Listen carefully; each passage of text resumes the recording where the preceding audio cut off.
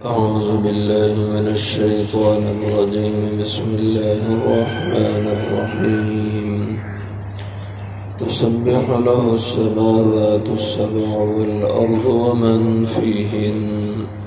وإن من شيء إلا يسبح بحمده ولكن لا تفقهون تسبيحهم إنه كان حليما غفورا. وإذا قرأت القرآن جعلنا بينك وبين الذين لا يؤمنون بالآخرة حجابا مستورا وجعلنا على قلوبهم أكنة أن يفقهوه وفي آذانهم وقرا وإذا ذكرت ربك في القرآن وحده ولوا على أدبارهم نفورا. تسبح تسبیح کہتی ہے، پاکی بیان کرتی ہیں، لہو اللہ کے لیے، السماوات السبع آسمان ساتوں، والارض زمینیں، ومن فیہن اور جو مخلوقات ان میں ہیں، ومن شیء اور نہیں ہے کوئی بھی چیز، الا یسبح بحمدی مگر وہ تسبیح کہتی ہے اس کی حمد کے ساتھ، ولیکن اور لیکن لا تفقہون نہیں تم سمجھ پاتے تسبیحہم ان کے تسبیح کہنے کو، انہو کان بے شک وہ اللہ ہیں، حلیما برداشت والے، غفوراً بخشنے والے۔ وَإِذَا قَرَأْتَ الْقُرْآنَ اور جب آپ پڑھتے ہیں قرآن، جعلنا بینک وبین الذین تو بنا دیا ہم نے آپ کے اور ان لوگوں کے درمیان، الذین لا یؤمنون بالآخرہ وہ جو ایمان نہیں رکھتے آخرت پر، حجابا مستورا ایک پردہ چھپا ہوا، وجعلنا اور ہم نے ڈال دیے علی قلوبہم ان کے دلوں پر، اکنتاً پردے، ان یفقہوہ اس سے کہ وہ سمجھیں اس کو، وفی آذانہم وقرا اور ان کے کانوں میں ڈانٹ ہے، وَإِذَا ذَكَرْتَ اور جب بھی آپ ذکر کرتے ہیں ربک اپنے رب کا، فی القرآن قرآن میں، وحدہ اس کے یکتا ہونے اکیلا ہونے کا، وَلَّوْا عَلَىٰ أَدْبَارِهِمْ نُفُورًا تو وہ پیٹھ پھیر دیتے ہیں، بھاگ جاتے ہیں، نفورا نفرت کرتے ہوئے۔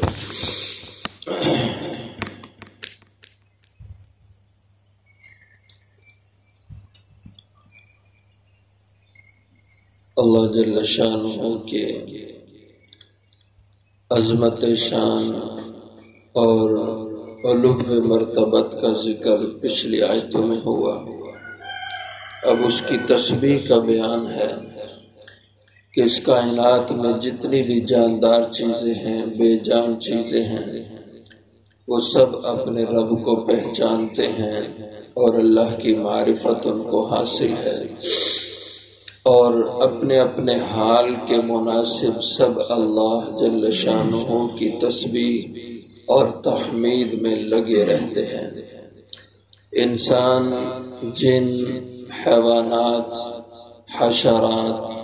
اور شجر، حجر، سب مخلوقات جتنی بھی ہیں اللہ کی، وہ سب کے سب اللہ کی تسبیح کرتی رہتی ہیں۔ تسبح له السماوات السبع تسبیح کہتے ہیں، پاکی بیان کرتے ہیں اس اللہ کی، ساتوں آسمان اور ساتوں زمینیں، اور ومن فیہن اور وہ سارے فرشتے جو آسمانوں میں ہیں، اور وہ ساری مخلوقات جو زمینوں میں بستی ہیں، سب کے سب اللہ کی تسبیح کہتے ہیں۔ وَمِن شَيْءٍ اور کوئی بھی چیز ایسی نہیں، وہ جاندار ہو یا بے جان ہو، الا یسبح بحمدہ مگر وہ اپنے رب کی حمد کی تسبیح کہتے رہتے ہیں۔ ہاں ولیکن لا تفقہون تسبیحہم، اور لیکن تم نہیں سمجھتے ان کے تسبیح کہنے کو۔ حضرت عبداللہ ابن مسعود رضی اللہ عنہ فرماتے ہیں کہ اللہ کے نبی صلی اللہ علیہ وسلم ایک موقع پر ہم آپ کے ساتھ کھانے میں شریک تھے، تو ہم جس لقمے کو منہ میں ڈالتے تھے تو اس لقمے سے ہم نے اپنے کانوں سے سنا اللہ کی تسبیح کی آوازوں کو کہ سبحان اللہ، اس لقمے کے اندر سے آواز اس کی آتی تھی۔ اور اسی طرح ایک موقع پر حضرت ابن مسعود رضی اللہ عنہ فرماتے ہیں حضور اکرم سرور کائنات صلی اللہ علیہ وسلم کے معجزات کی برکات ہم نے اپنی آنکھوں سے دیکھی۔ آپ کی انگلیوں سے پانی کے چشمے پھوٹتے تھے۔ اللہ کی تسبیحات اور اللہ کی حمد ہم نے درختوں سے سنی، ہم نے پتھروں سے سنی ہے۔ اور بہت سے واقعات ہیں پتھروں کا، حضور اکرم صلی اللہ علیہ وسلم کا کلمہ پڑھنا، کلمہ شہادت کا اظہار کرنا، درختوں کی ٹہنیوں کا کلمہ پڑھنا، حضور اکرم صلی اللہ علیہ وسلم کو درختوں کا سلام کہنا، پتھروں کا سلام کہنا، بہت سے واقعات ہیں۔ اور حضور اکرم صلی اللہ علیہ وسلم نے ارشاد فرمایا کہ تسبیحات میں اللہ کو یہ 4 کلمات بہت پسند ہیں، سبحان اللہ، الحمدللہ، لا الہ الا اللہ، اللہ اکبر۔ اور ایک حدیث میں ارشاد فرمایا کہ 2 کلمے اللہ کو بہت محبوب ہیں اور قیامت کے دن کہنے والے کے اعمال کے ترازو میں یہ بہت بھاری ہیں، سبحان اللہ و بحمدہ، سبحان اللہ العظیم۔ یہ 2 کلمے اللہ کو بہت ہی پسند ہیں۔ حضرت ابو موسیٰ اشعری رضی اللہ عنہ فرماتے ایک دفعہ میں یہ کلمات پڑھ رہا تھا، لا حول ولا قوة الا باللہ العلی العظیم، تو حضور اکرم صلی اللہ علیہ وسلم نے مجھ سے فرمایا کہ اے ابو موسیٰ تمہیں بتاؤں اللہ کے عرش کے خزانے سے یہ کلمات حاصل ہوئے ہیں، لا حول ولا قوة الا باللہ العلی العظیم۔ تو اس سے آپ اندازہ کر سکتے ہیں جب اللہ جل شانہ کی تسبیح حیوانات اور حشرات بھی کریں، درخت اور پتھر بھی کریں، تو انسان کے لیے کتنی گنجائش رہ جاتی ہے کہ اس کی زبان اللہ کی حمد و ثنا میں چپ رہے۔ اس لیے انسان کو موقع بموقع دن رات میں ضرور اللہ کی تسبیحات کہنی چاہیے، سبحان اللہ و بحمدہ، سبحان اللہ العظیم، سبحان اللہ، الحمدللہ، لا الہ الا اللہ، اللہ اکبر، استغفار کے کلمات، درود شریف، یہ سارے کے سارے اذکار، ان کا ضرور کسی نہ کسی وقت انسان کو اہتمام کرنا چاہیے۔ تو ہر شے اللہ کی تسبیح کہتی ہے، لیکن انسان ساری چیزوں کی تسبیح کو نہیں سمجھتے، انسان کو نہیں سمجھ آتی۔ ایک موقع پر حضرت ابو بکر صدیق رضی اللہ عنہ کے سامنے ایک پرندے کو لایا گیا کہ جس کے پر گر چکے تھے اور اپنے پر اٹھا نہیں پا رہا تھا، تو حضرت ابو بکر صدیق رضی اللہ عنہ نے فرمایا کہ جب بھی کوئی جاندار وہ اللہ کے ذکر سے رک جاتا ہے، اللہ کی تسبیح سے رک جاتا ہے، تو اس کی موت واقع ہو جاتی ہے۔ یعنی جب تک وہ اللہ کے ذکر میں، اللہ کی یاد میں رہتا ہے، تو اس وقت تک اللہ کی طرف سے اس پہ موت نہیں آتی۔ تو آپ کا یہ قول ہے، فرماتے ہیں جب بھی کوئی اللہ کے ذکر سے رک جاتا ہے تو اس وقت اس پہ موت آ جاتی ہے۔ تو اس طرح سے انسانوں کو بھی ان تسبیحات کا اہتمام کرنا چاہیے۔ انہ کان حلیما غفورا، بے شک وہ رب، وہ اللہ بہت ہی برداشت والے، حلم والے ہیں، غفورا بہت معاف کرنے والے، بخشنے والے ہیں۔ وَإِذَا قَرَأْتَ الْقُرْآنَ جَعَلْنَا بَيْنَكَ اور جب بھی آپ پڑھتے ہیں قرآن پاک تو ہم نے ڈال دیا آپ کے اور ان لوگوں کے درمیان لا یؤمنون بالآخرۃ حجابا، جو ایمان نہیں رکھتے آخرت پر، آپ کے اور ان کے بیچ میں ہم حجاب مستورا، ایک پردہ ڈال دیتے ہیں۔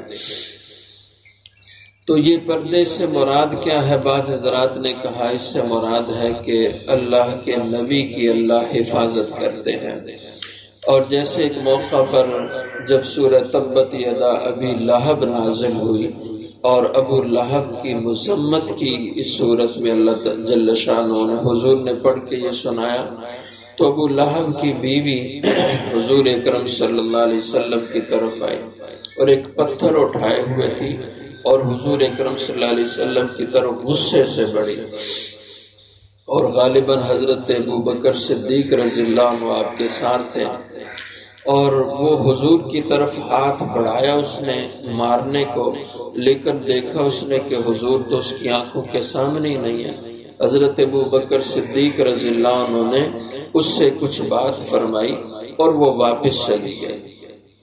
تو حضرت ابو بکر صدیق رضی اللہ عنہ نے فرمایا کہ یا رسول اللہ صلی اللہ علیہ وسلم، وہ آئی بڑے غصے سے تھی لیکن اس کے بعد پھر واپس چلی گئی، ہاتھ میں پتھر بھی اس کے تھا۔ تو حضور اکرم صلی اللہ علیہ وسلم نے ارشاد فرمایا بالکل ایسے ہی تھا، لیکن جیسے وہ میرے سامنے آئی تو اللہ کا ایک فرشتہ میرے اور اس کے بیچ میں کھڑا ہو گیا جس سے وہ مجھے دیکھ ہی نہیں پائی ہے۔ تو یہ ہے حجاب مستورا۔ بعض حضرات نے کہا کہ یہ پردہ ہے جو اللہ حضور کے اور آپ کے دشمنوں کے بیچ میں ڈال دیتے، اور یہ اللہ کا وعدہ تھا قرآن کریم میں کہ واللہ یعصمک من الناس۔ جب اللہ نے آپ سے یہ فرمایا کہ آپ نے ہر حال میں دعوت دینی ہے، تبلیغ کرنی ہے، لوگوں کو سمجھانا ہے اور لوگوں تک اللہ کی توحید کا پیغام پہنچانا ہے، اب ظاہر ہے مزاحمت ہونی تھی، مخالفت ہونی تھی، اس لیے اللہ نے حضور سے وعدہ فرمایا واللہ یعصمک من الناس، اے حبیب میں آپ کی لوگوں سے یعنی آپ کے دشمنوں سے حفاظت بھی کروں گا، یہ میرے ذمہ ہے۔ تو یہ حجاب مستورہ، تو پردہ لٹکایا ہوا یا پردہ چھپایا ہوا، بعض حضرات نے اس کے یہ مفہوم بیان کیے، ایسا پردہ اللہ حائل کر دیتے مستورہ جو انسان کی نظر میں نہیں آتا تھا، حسی پردہ نہیں تھا۔ وَجَعَلْنَا عَلَىٰ قُلُوبِهِمْ أَكِنَّةً، اور ہم نے ڈال دیے ان کے دلوں پر پردے، اَيَّفْقَهُوهُ، اس سے کہ وہ اس قرآن کو سمجھیں، وَفِي آذَانِهِمْ وَقْرًا، اور اس کو سننے سے ان کے کانوں میں ڈانٹ ہے۔ یہ اصل میں ان کی اس بات کے اوپر اللہ جل شانہ کا ارشاد ہے، جب حضور اکرم صلی اللہ علیہ وسلم ایسے لوگوں کو دعوت توحید کی دیتے تھے تو وہ آگے سے جواب یہ دیتے تھے وَقَالُوا قُلُوبُنَا فِي أَكِنَّةٍ مِّمَّا تَدْعُونَا إِلَيْهِ وَفِي آذَانِنَا وَقْرٌ وَمِن بَيْنِنَا وَبَيْنِكَ حِجَابٌ فَاعْمَلْ إِنَّنَا عَامِلُونَ۔ جب حضور ان کو دعوت دیتے تو کہتے نہیں چھوڑو، قلوبنا فی اکنۃ، ہمارے دل غلافوں میں بند ہیں، پردوں میں بند ہیں، ہمیں تمہاری کوئی بات اچھی نہیں لگتی، ہم سننے کو تیار نہیں ہیں، اور وفی آذاننا وقر ومن بیننا وبینک حجاب، ہمارے کان بند ہیں آپ کی بات سننے سے، اور ہمارے اور آپ کے بیچ میں ایک حجاب ہے، اس لیے ہم تمہاری سن نہیں سکتے۔ یہ ان کا کہنا تھا، اسی کہنے کو اللہ نے ان پہ پلٹ دیا کہ ہم نے ان کے دلوں پہ پردے ڈال دیے اس سے کہ وہ اس قرآن کو سمجھیں، وفی آذانہم وقرا، اور ان کے کانوں میں ڈانٹ اور بوجھ ڈال دیے اس قرآن کو سننے سے۔ وَإِذَا ذَكَرْتَ رَبَّكَ فِي الْقُرْآنِ وَحْدَهُ، اور جب حضور اکرم صلی اللہ علیہ وسلم اللہ کی وحدانیت کو بیان کرتے کہ انہم کانوا اذا قیل لہم لا الہ الا اللہ، کہ مشکل کشا صرف ایک اللہ ہے، تمہارا حاجت روا وہ صرف ایک اللہ ہے، تمہارا نفع رساں صرف ایک اللہ کی ذات ہے، تمہارا خالق، تمہارا مالک، تمہارا رازق وہ صرف ایک اللہ کی ذات ہے، اللہ کے سوا کوئی تمہارا خالق نہیں، رازق نہیں، مشکل کشا، حاجت روا نہیں ہے، نفع نقصان کا مالک نہیں ہے۔ تو اس معزت قلوب الذین لا یؤمنون بالآخرہ، ان کے چہروں کا رنگ بدل جاتا تھا، اس کو برداشت نہیں کر پاتے تھے اللہ کی وحدانیت کے بول۔ اس لیے فرمایا کہ انہم کانوا اذا قیل لهم لا الہ الا اللہ یستکبرون، جب آپ ان کو اللہ کی توحید کی بات کہتے تو آگے سے تکبر کرتے۔ اور یہاں فرمایا جب آپ ذکر کرتے ہیں اپنے رب کا فی القرآن، اس قرآن میں، وحدہ، اس کی وحدانیت کا، یکتائی کا، ولو علی ادبارہم نفورا، تو آپ سے پھرتے ہیں پیٹھ دے کر، نفورا، نفرت کا اظہار کرتے ہوئے۔ اور دوسری جگہ فرمایا اشمئزت قلوب، ان کے دل گھبرا جاتے ہیں اللہ کی وحدانیت کے بول سن کر کے۔